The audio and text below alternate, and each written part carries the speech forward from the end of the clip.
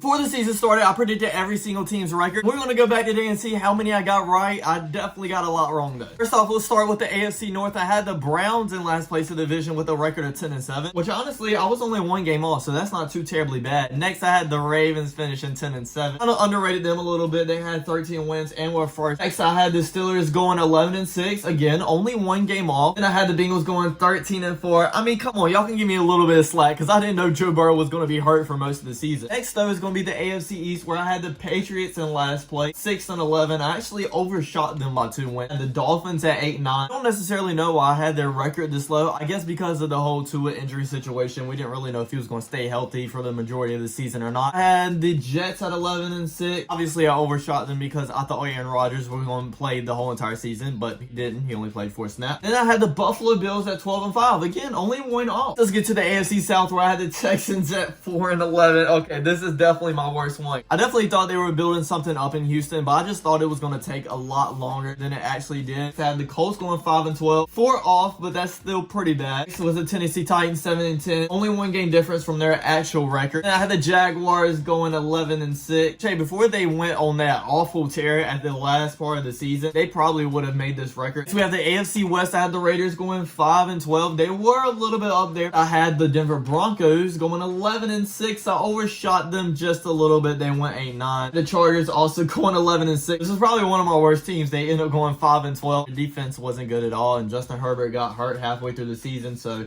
everything went kind of off the rails from them. I am expecting more records like this going forward with Justin Herbert being healthy and with Jim Harbaugh as well. And of course, I had the Chiefs at 13-4. Overshot them 2 games. They finished with 11 wins. NFC at North, I had the Bears at 7-10. I actually predicted them spot on, and actually that is very hard to do, so I'm actually very proud of myself. Get a pat on my back. Packers going 7-10. 2 off on them, not too terribly bad. Had the Lions going 7-10. I thought they were a pretty good team, but I just wasn't buying into the hype that everybody was putting them through. Now, obviously, I probably should have. I had the Vikings going 10-7, which they were only 3 off, and with Kirk Cousins being out a majority of the season, wasn't too terribly bad on that one either. NFC East, I had the Commanders going 5-12. I was only 1 game off on their record. Now it's going 9-8. They went 6-11. Again, didn't know Daniel Jones was going to be hurt the whole entire season. At the Dallas Cowboys at 10-7. I undershot them by 2 wins. Philadelphia Eagles I had at 13-4. I know I keep on making excuses, but if they hadn't gone on that little skit towards the end of the season, I'd probably been 9. I don't think any of these were too terribly wrong. But then for the next division is NFC South, and I know I got a lot of these terribly wrong. And the Buccaneers at the very bottom of their division with a record of 2-15.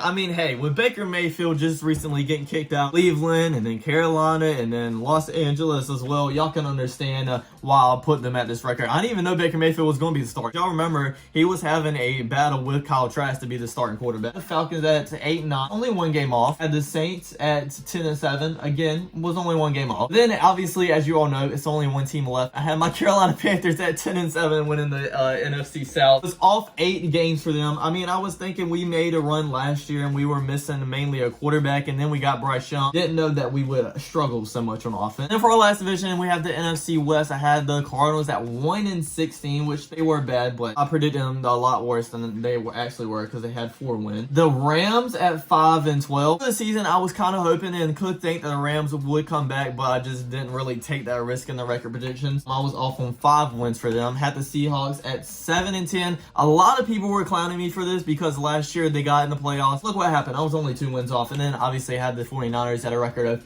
14-3. They were 12-5. Now let's go ahead and look at my postseason predictions. I had the Bengals winning the Super Bowl, which if Joe Burrow was healthy, who would have known? Yeah, I had the 49ers in the Super Bowl though, so that is a huge W. And I also had the Lions losing to the 49ers. I know I got a couple teams off by a lot, but for the most part, I think I actually did pretty good. Thanks for watching, everybody. I hope you enjoyed. Don't forget to like, comment, subscribe. I'll check you guys out next time. Peace.